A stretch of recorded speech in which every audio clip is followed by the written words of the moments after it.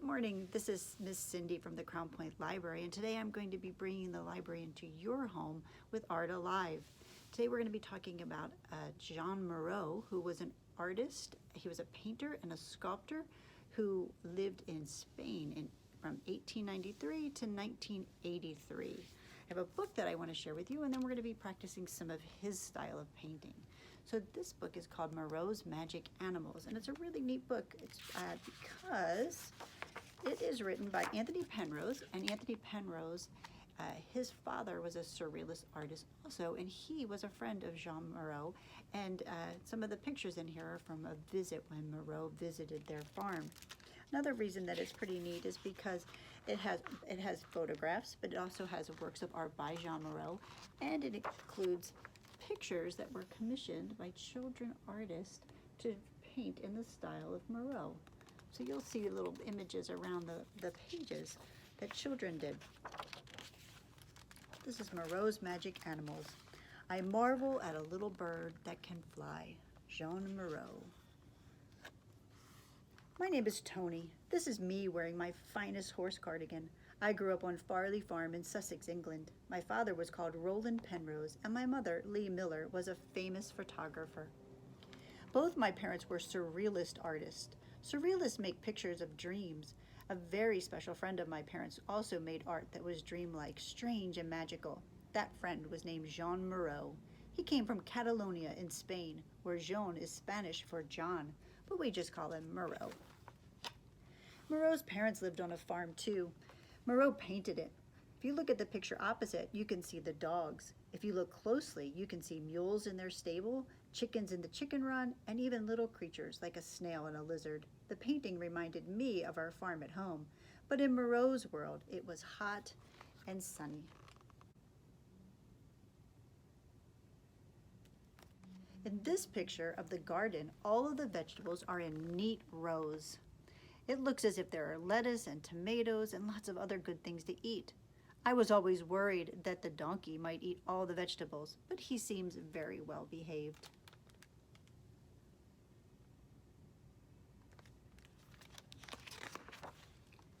The painting opposite has some strange shapes in it, but you can also see a horse with her foal and a farmer with his ox. In Sussex, we had a bright blue tractor with orange wheels, but having an ox that you could talk to would have been much more fun. Can you see the rabbit? I don't think the dog has noticed him yet.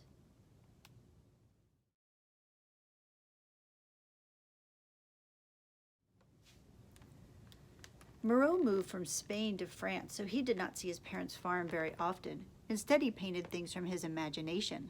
If you look at the painting opposite, called Harlequin's Carnival, even though it shows a make-believe world, you can still see that it's full of little creatures, just like on the farm.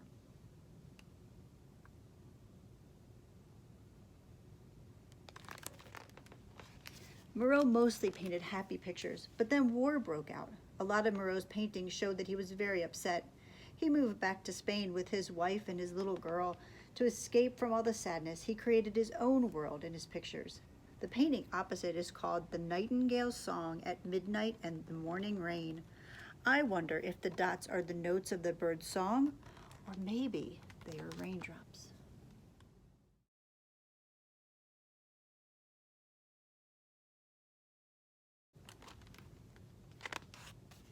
Moreau came to England and he visited us at Farley Farm. The way he looked at things showed that he was special. When he saw something that interested him, he watched it intensely, like a dog staring at a rabbit, except his eyes were always kind. He watched our cows coming in for milking, and he watched the birds, and he watched us.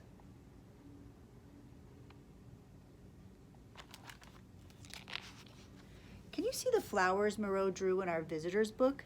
Is that a bird among them? With his business suits and polished shoes, no one would have ever guessed that Moreau was full of imagination and magic. When I see a tree, he once said, I get a shock as though there were something that breathes and talks.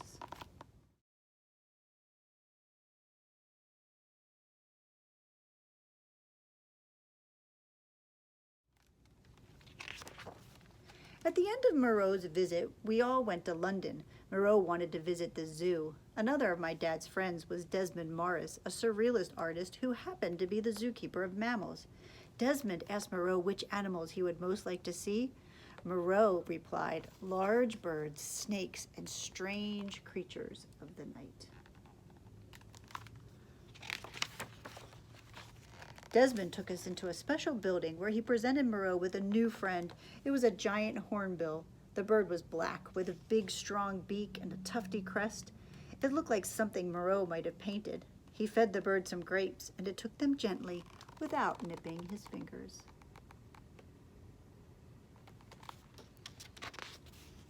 Next, Desmond brought out a giant python.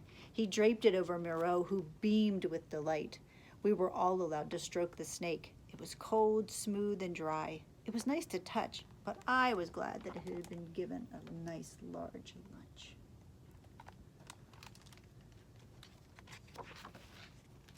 Desmond had a pet chimpanzee at the zoo called Congo. Congo was an artist who painted very exciting pictures. My dad had even made an exhibition of Congo's work. He bought the painting shown opposite and hung it in our home.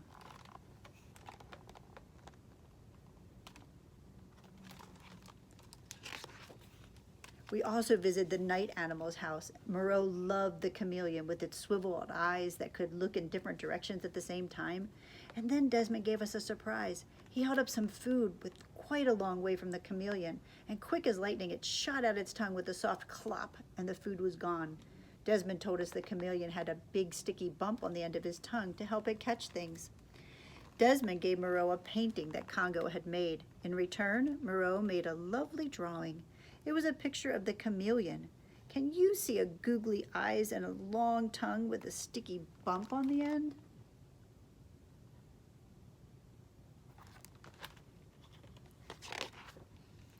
Moreau went home to Spain, where he made lots of different types of art. Many of the works he created were unusual and mysterious. He was happy to be an artist, unlike any other, to look with his magic eyes and see things no one else can. Can you see the animal shapes in these sculptures?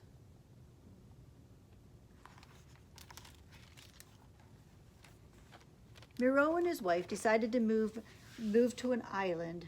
Moreau built a lovely art studio, and my dad visited him there. The studio was full of Moreau's artworks, his squiggles, circles, triangles, stars, moons, and little dots. Important people now, like Moreau's work and his art, appeared all over the world. The Spanish people were very proud of him. In his hometown of Barcelona, there is even a famous museum of his work.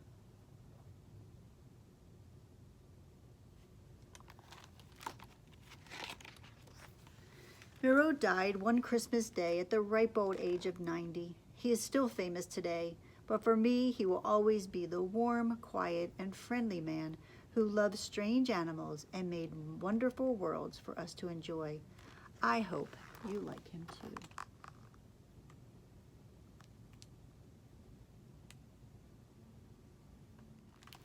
So that was our book about Joan Miro, who was a surrealist painter. And surrealism is a type of art that was popular during the 1900s, the earlier, like around 1920s, it became really popular. And surrealism is when an artist looks at art as far as dreams and from imagination.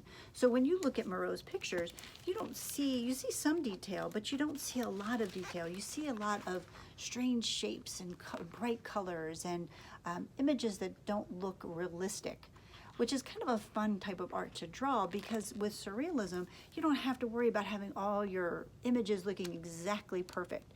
You can have the freedom to create lines and then think about how they're gonna look and what they're gonna look like.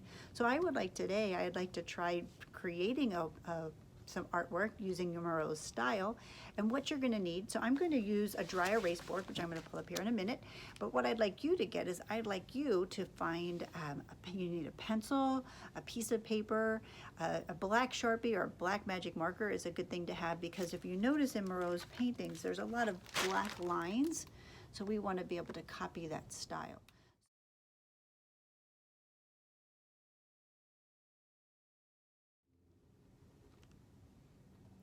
Okay, so we're ready to begin our artwork, and I have a dry erase board that I'm going to use, but you're going to be using paper, you're going to be using pencils to draw. You could draw with markers. Remember that with Moreau's style and the way that surrealist, the way there's lots of lines and different shapes and it just kind of becomes something, that lends itself to be able to make mistakes in our art. So we don't have to worry if we make a mistake and something seems not quite right. We just need to think about and use our imagination to think about what it could possibly be and then create it to make something else, whatever it could be. So we're going to start. So I'm going to tilt this camera so that you can see this is my paper here, my dry erase board. And I'm just going to start by drawing a shape or a squiggle or a line on my paper.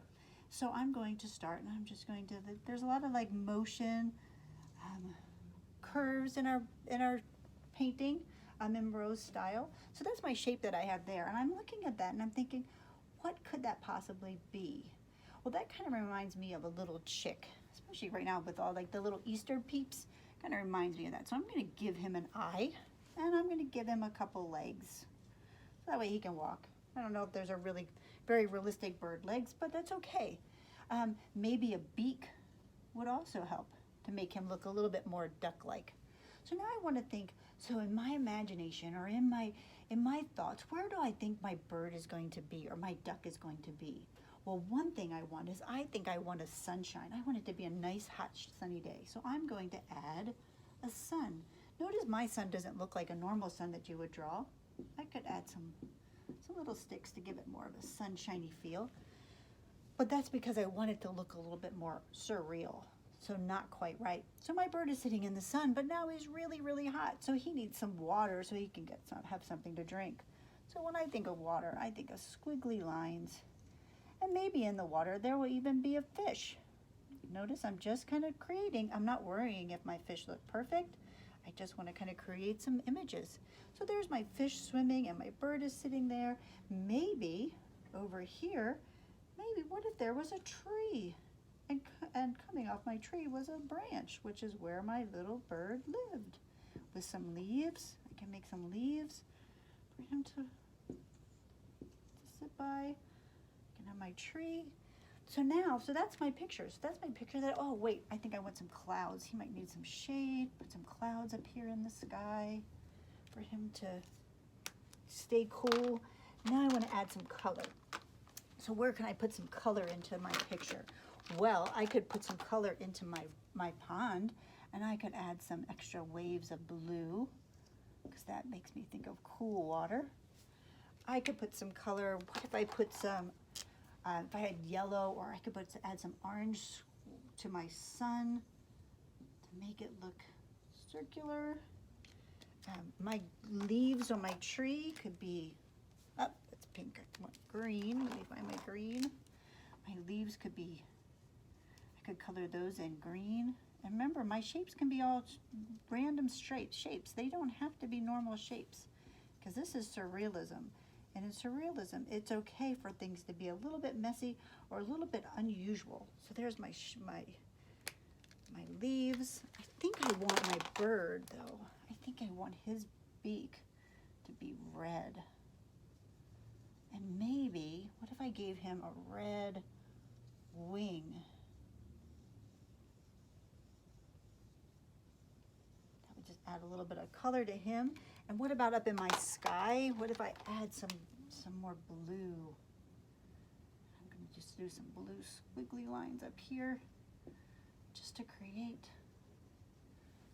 So now, look at my picture. That is my copy of Joan Miro, copying his style, the surrealist style. And I just created a bird and some fish, but you can do whatever you'd like on your picture. So start with a shape, start with some lines, and see what you can turn it into. See what you can make.